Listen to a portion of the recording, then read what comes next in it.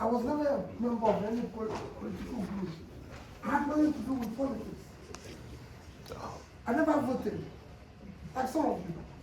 I wasn't interested in politics. There was no reason for me to go near it.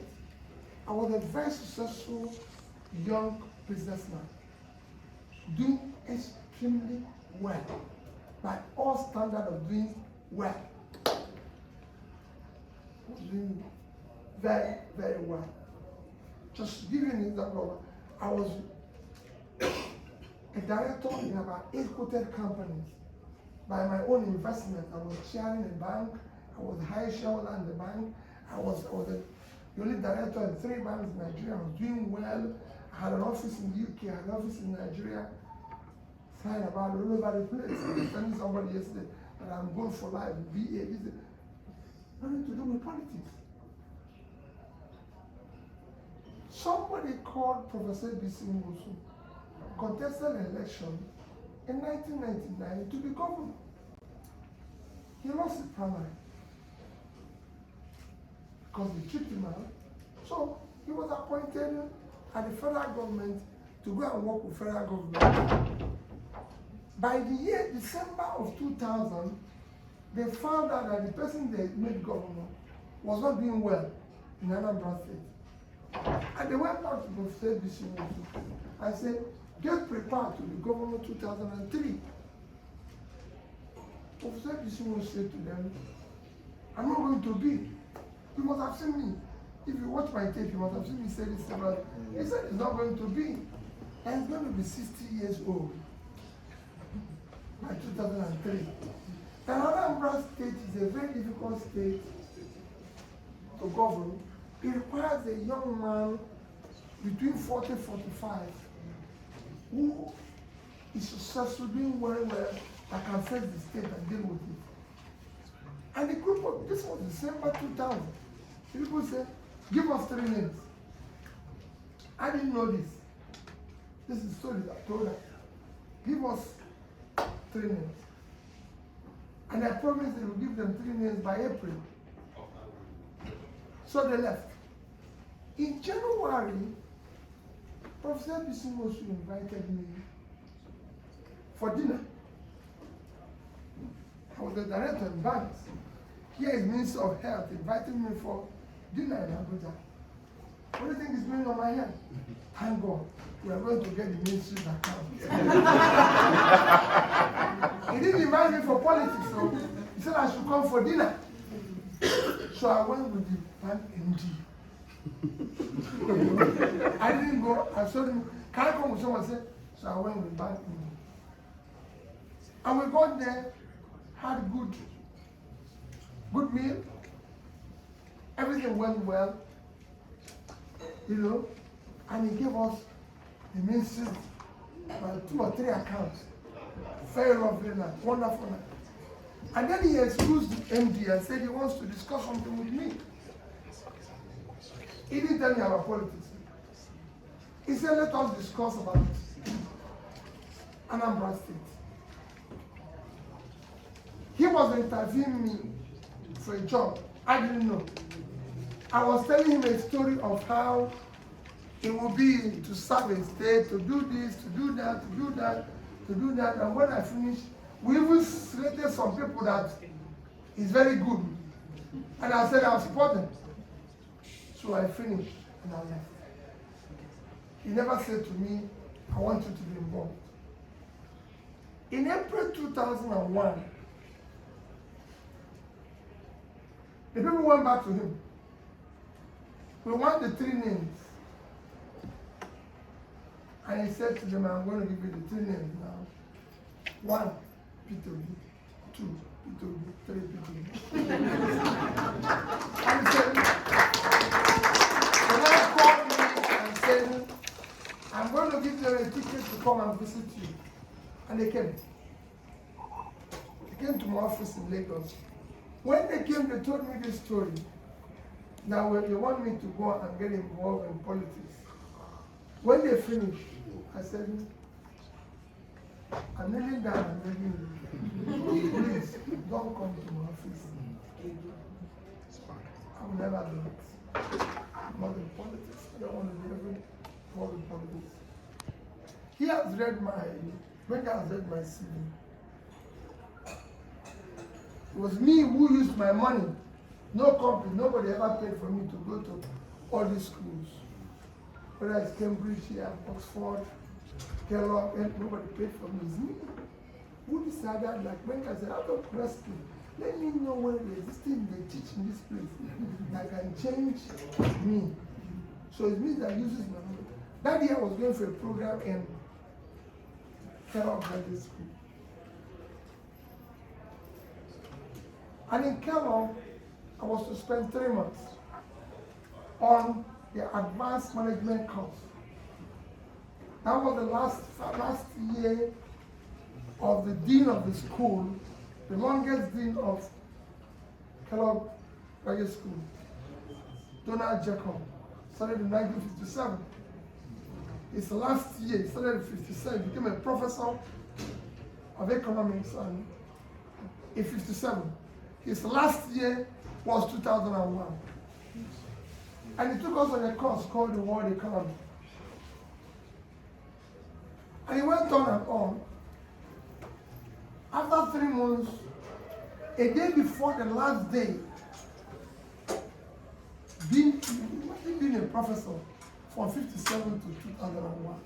You can imagine the number of followers that has taught all the CEOs, Donald. The day before the last day, instead of teaching us the normal business, he was in the auditorium, everybody was there. And I raised my hand. I said, Prof, you've taken us to the world economy, but you never said anything about Africa. He said, Peter, I don't want to know about Africa. I said, yes, Prof. I paid 14,000 for this job. And he's talking about every other place apart from my continent. He said, I'll tell you tomorrow. The last day. On the last day, he came again, spoke very well, the whole place was. And he looked at me and said, Peter, you want to know about the world economy? I said, yes. Do you want to know about Africa? I said, yes. He said, nobody plans with Africa. 2001. Say, have I ever seen a car called African Spec?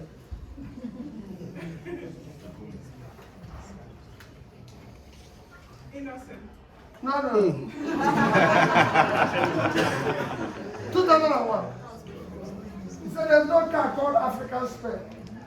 When car manufacturers are dealing, all the big car manufacturers, you see European spec, Asian spec, American spec, but there's nothing called African spec. Even Brazilian.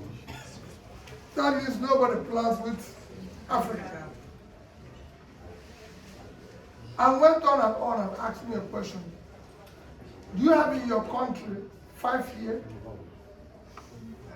10 years, 15 years, 20 years, 30 years plus? No. Do you think that I can answer no? No, you can't answer no in that second. I said yes. Oh, goodness.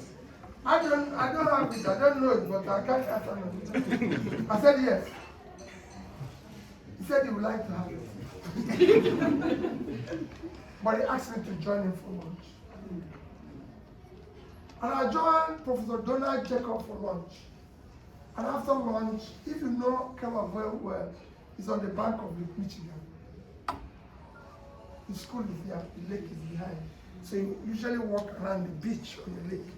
It's one of my exciting things. That's why I'm a Kellogg scholar, because I've done about 4 main courses in Kellogg. You have to do 3-4 courses to become a Kellogg scholar. The special alumni group.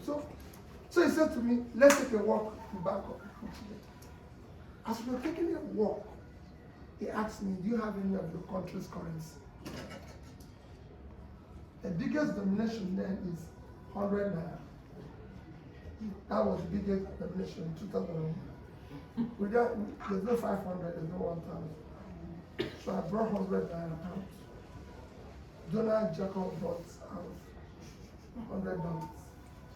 And he said, which of the two currencies do you prefer?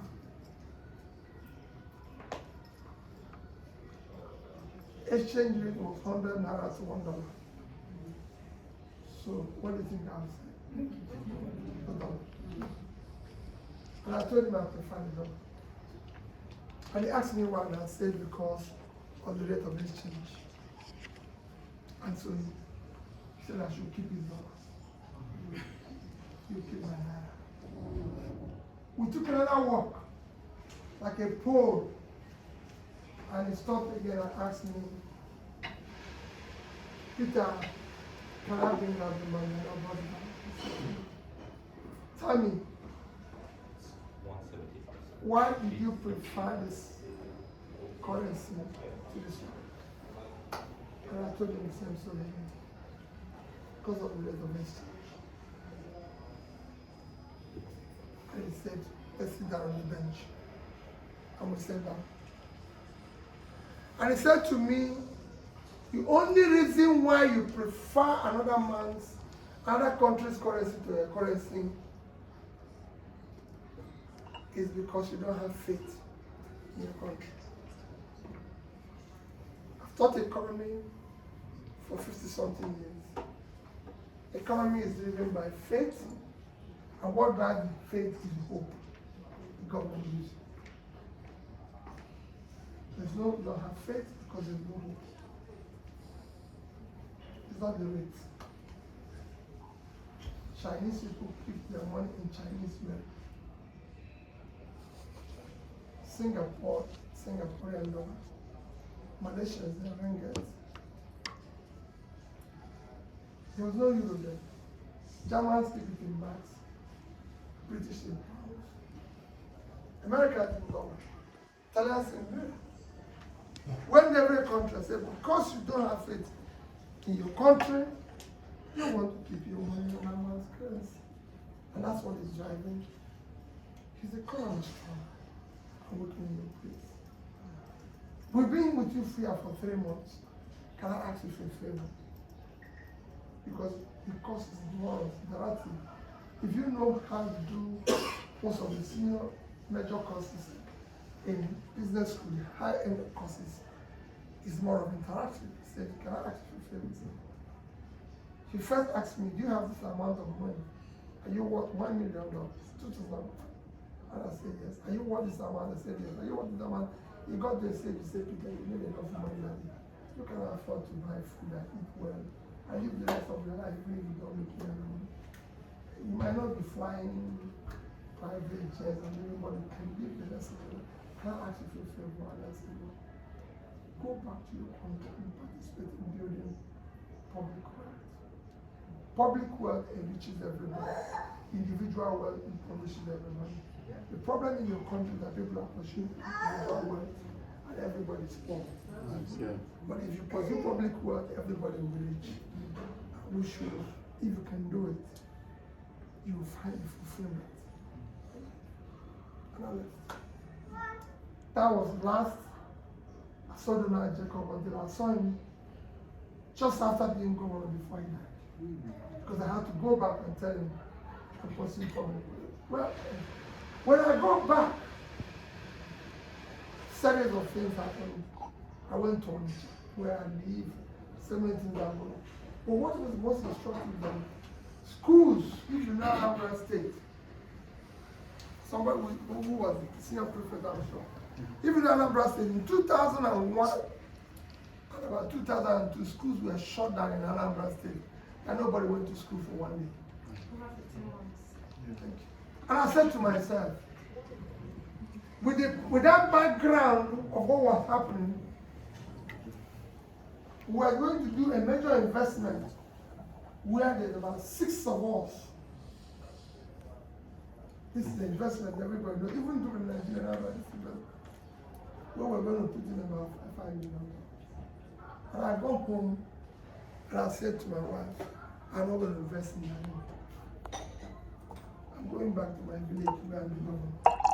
You can imagine the shock, the pain. My wife looked at me and said, I don't put it in before. What are you talking? What are you saying? What happened? God, oh my God, this is I've had enough. I'm going to see, whatever brought us this low, I'm going to fight it. Yes, I understand, but I called those people who came to me and said, I'm going to come and confess. Of course, I was the youngest chairman ever to today of a bank in Nigeria. Like my wife went to be the chairman of Diamond Bank, chairman of the Continental Bank. These were all people are calling people. And those days, you don't know what has become of people. You have never known people. I didn't have a house in my village. So where are you going to live? What are you going to do? I said, I want to build a house. I'm going to live with my brother now, but I must find it. After I packed my suitcase, I went to my village. The rest is I stayed there for 2 years. Campaigning. Consider the election. The rest you know, I won. They declared somebody else. I went to court. Everybody said it's madness. I stayed in court for another 3 days. I became the first one to ever be declared for court. Again, started because of what I was going to do, not do. I got impeached. You know, I was removed from office twice. Again because of some of the things. So why did I give you this background? It was all not easy. But at every junction, which is what I tell people, I ask myself, what next to do? What next do I need to do? I'm the father of 2 kids. 2 of them are graduates. 2 of them are working, doing well. I won't say that 2 of them are doing well. My son is definitely doing exceptionally well. My daughter is in, I would say, the church. Maybe her prayers is what is keeping me. I have a lot of praise far more than me. I believe in God far more than me. So what I'm saying is I have 2 healthy people who are happy with themselves. My wife is happy and everything. And then something that will surprise you. I agree something with Benga. Listen, I want it to be quiet. I agree that with Benga that I'm going to come here. When I agree with Benga that I'm going to come here, today is my wife's birthday. Yeah, we see it. And she said to me, somebody knew. And she said to me, I said to me, but Peter was planting like this and we forgot. I said, yes, but we have to go for it. Think it's more than what we have. When I come back, I'll say thank you to you. But these people, we're talking about Nigeria. The other one is dinner. Just go. You, God, everybody, go and eat that. I'm going to eat the one we came with. But, so when I was coming, someone said, only you can do this. And he said, I said, we are talking about the collapsing place, we are talking about baseball. So he said, only you can say it again. But what am I trying to say? Each time I see every reason to say, I want to get involved in this, people say to me, oh, Peter, these people will kill me, these people will do this, these people will get it, these people will get it.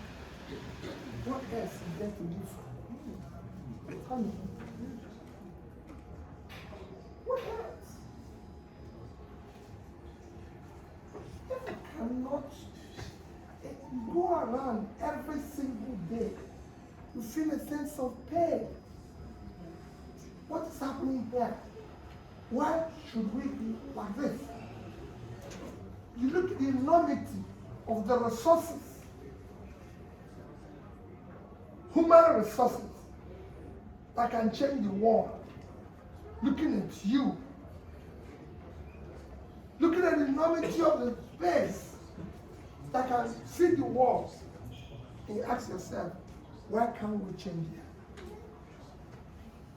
Just like I told people when I came to Anambra State, we were number 26, 27 in Wayaka Neko. I said, no, I won't take it. Whether we take number 5 or we shut down the schools. We didn't change anything, but it happened. But like I said, I'm going to make a speech when I conclude. I want us to feel free. Ask any question, criticize me whether, but let us go with interactions and questions. So that when we conclude, we will have spent this evening a useful night. Even those who are not from the university, this is a university community, and I expect serious interactions. We did it I'm sure some of you must have watched what happened in the Columbia University. That's what I want to see. So I want us to say, people get up and say, how are we going to do this? How are we going to do this? And we take it from there. So this is just my introduction to tell you who I am. Do not look at the Bengal's qualifications introduction. This is my introduction. This is my journey of politics. I'm not a politician. What I'm going to do this time is telling you same experience. Don't stand by the door. Be involved. Get involved. You have one thing to offer. You might not be a voter, but you know somebody who can vote. Do not look, your country is in a mess. If we get it wrong in 2003, forget it. That's where we are. So thank you for this long introduction. But I'm now ready to take questions. I know he said there were written questions, which... So the structure we had some questions in advance with the theme, and after that we have the written questions which will follow after that. So my colleague Stephen will, you can have a seat. No, sitting down.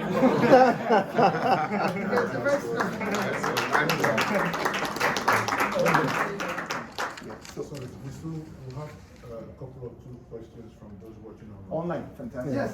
Okay. No, That's fine. let's leave online and deal with you. So Stephen will take it from there. Stephen is a PhD from Cambridge University, very smart gentleman. I'm sure he will do justice. I'm ready for you. Okay, yeah. So That's why we're you're here. not sitting down, so there's no argument why I should sit down. No. It's really nice to have you here. We're really grateful. You can only imagine what your calendar looks like. And for you to find some time to squeeze in to come and talk to us is really good. And when we now heard what today is to you, you know, it's not just finding some wiggle room. I think people can hear me. Sorry. So finding some wiggle room with on a day like this that's so personal to you makes this meeting even more personal to us. So we're very grateful. Being like I said, my name is Stephen. I study terrorism, conflict, violence.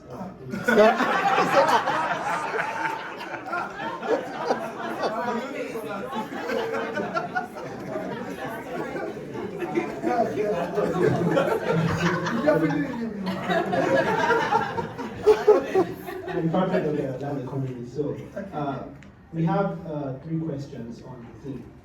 Go. The first question is this.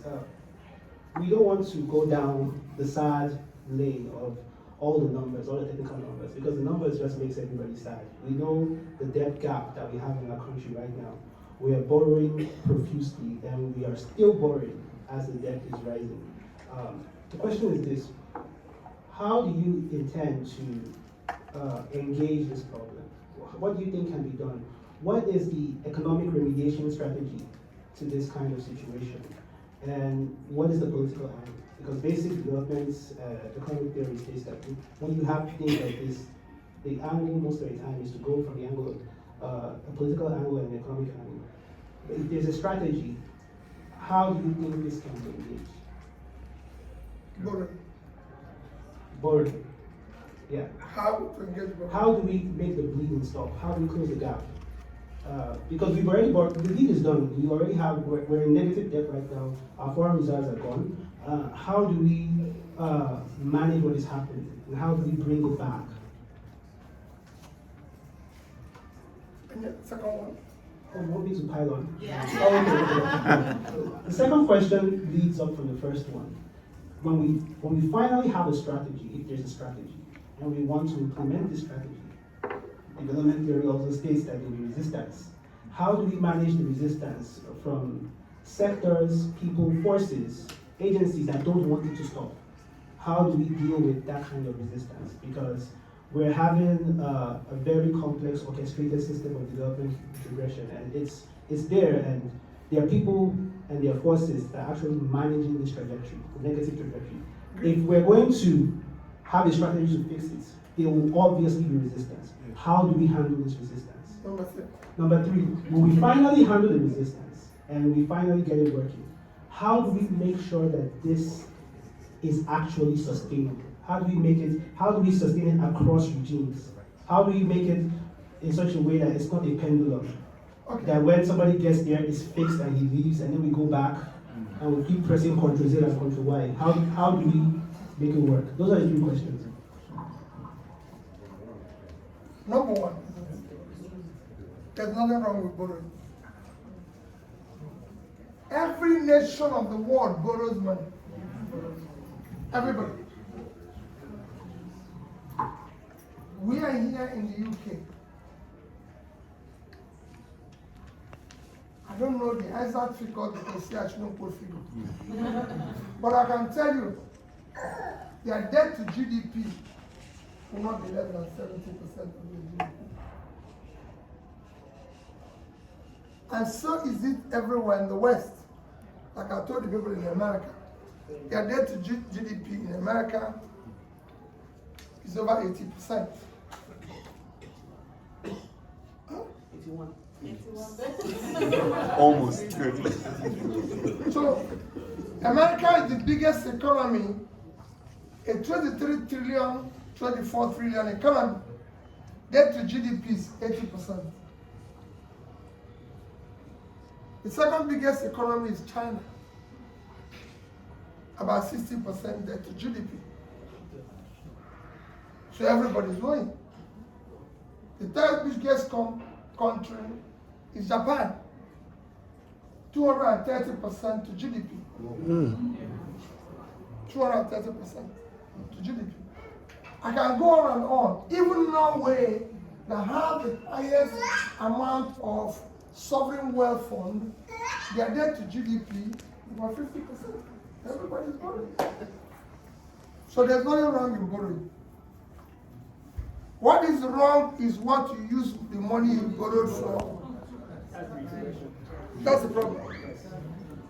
If you borrow for consumption, you have a problem. If you borrow for investment, then it works for you. And people often cite Singapore.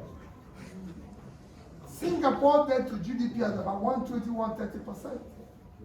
But if you go and read the constitution of Singapore, it says all borrowed funds is for investment. If you look at Japan, that is owing 230% of their GDP, everybody knew what they used the money for. When they had economic problem and they wanted to keep the economy going, that's when they borrowed the money. And today, Japan still owes the highest amount of US treasuries. What does it mean? She's owing. But if I go to her and say, I want my money, she has a plan. Because she has invested the money and she has some treasuries which she will pay. And I say, I want my money. He started telling me, oh, you lost the father.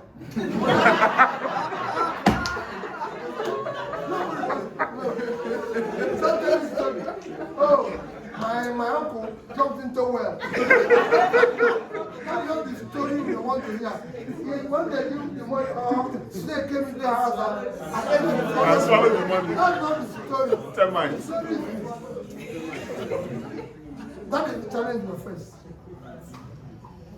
Countries after countries borrow money to solve their problem. And I'll give you simplest example I use every day, so that I don't bore you with too much example. And I want to do. I don't like people comparing Nigeria and First World. Because some people say, oh, in Britain, I lived there for 10 years. You never see me compare here with Nigeria. Oh, in America, you never see me compare Nigeria with America. I want to always compare third world to third world. So since we're in third division, let's know how we perform in third division. Let's not go to Premier League and say, for compare Premier League, let's not compare and say Chelsea with Cambridge. There we are. Let's compare Cambridge United with Arsenal. No. No.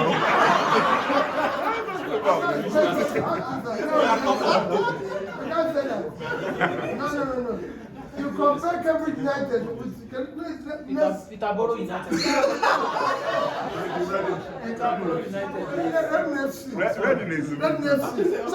what am I trying to say? If you go and compare Nigeria with, say, Bangladesh, Nigeria is 216. Call it just 200 million. Bangladesh is 165 million. So similarity of huge population. I was in Bangladesh in 2010. In 2010, Nigerian GDP was $375 billion. Our per capita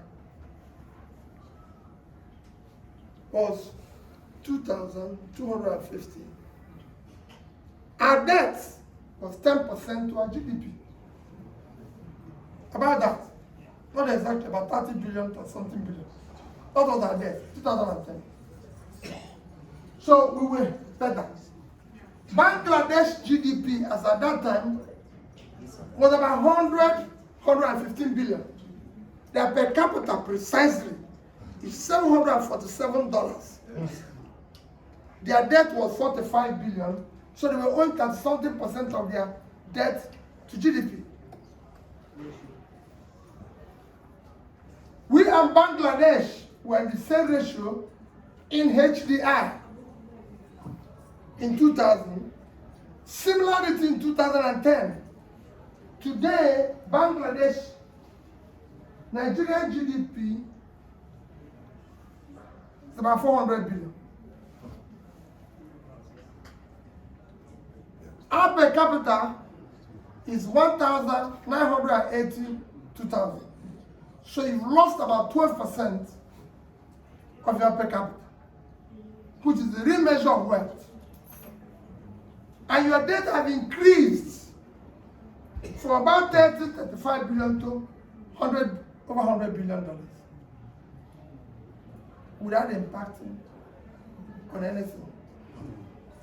Bangladesh GDP have increased to 300 and something billion, about 330, 340 billion. So they tripled their GDP. Bangladesh per capita is now 2,000, about 2,050, 2,100. So they've tripled their per capita. And their debt has increased to about 110. So their debt is now about 32% of their GDP. It has actually lowered because their GDP has grown. That is what investment of your debt does to you. So Bangladesh has become a country that moved. As at that 2010, our diaspora remittances was almost twice Bangladesh. Today, they've actually about surpassed us. What just using diaspora remittances, what did they do? They've educated their people. The more money you put in education and human capital, the better you become. Because they have people down to export. So there's nothing wrong in borrowing. I just want to establish that. How do we stop it? Because where we are now, we're in a mess. We don't have money, so we must borrow. But this is time to say, what is that your first name? Saving. We must now borrow. And if you're hungry, let's die hungry. When every money we borrow now, we must invest it. That's the first thing. We're no longer going to borrow for consumption. Anything you like, do. How you eat, I don't want to know. What happens to you, I don't want to know, because this investment borrowing must go into Investing, production. Must be productive. You now have to reverse the country from consumption to production, because it's not a producing country. And it's critical. That is where we'll start. That is the first thing you need to do when you have this type of mess. You stop. In this 2017 I argued about this, when we had a recession. Somebody said we will spend our way out of recession. I said, you're wrong. Western world can say that. Not a third world country. What you do when you're in recession is what you do when you're in difficulty. The first thing you do is you cut your expenses. Plug the hole.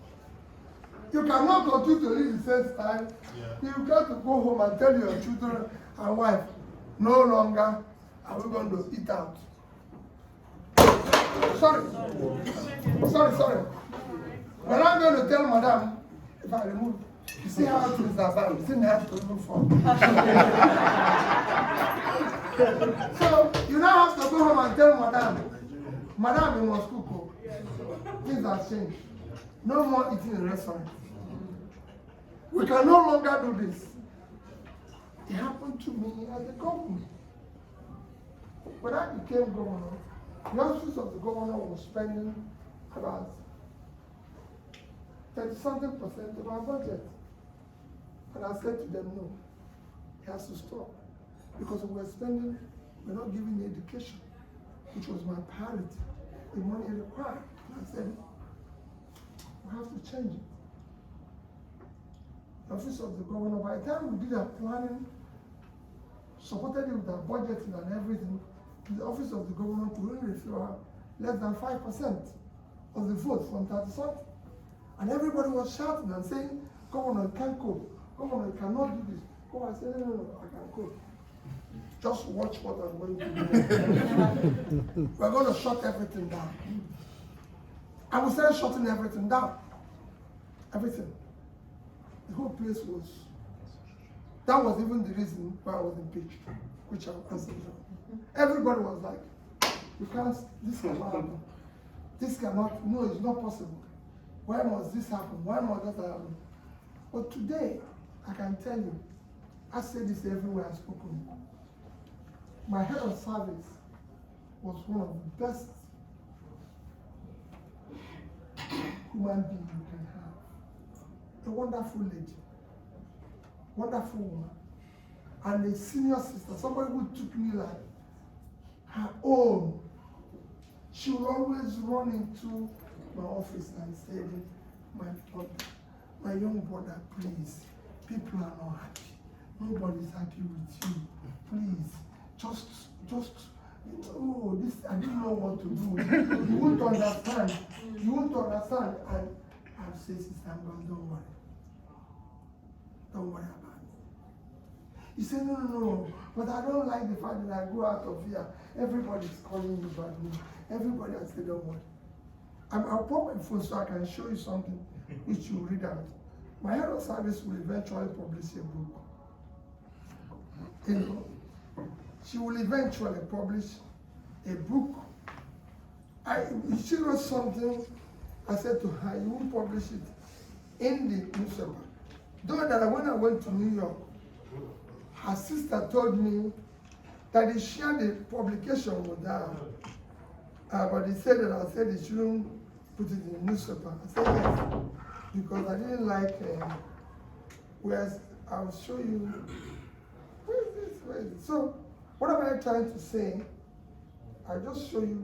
Just read the caption, and even if you don't read the whole thing, people can see just the heading of it. What the story is all about. So today, I go around my brother. The same person who said to me yesterday, "Oh no, I can't live with this." This is it here. He will eventually publish it. Look at it. Let me show you her name. Says Honorable Barrister Melifon, former head of service to the government of Anambra State under Anambra State, Peter Obi. No, that's 24 June is when he wrote it. But read the caption. Mr. Peter Obi, stinginess as a development strategy. She used to shout and everything. And then, when I started settling the bills, paying pension, they were owed, gratuity, everything, everyone was like, where did he get the money from? I said, it was the money he saved from all those things that we are quarreling with. My DC never went to Abuja with me. And people say, hey, it's like I tell them, if I want to come to Cambridge today, I can tell you there might be 30, 40 people who wants to go with me.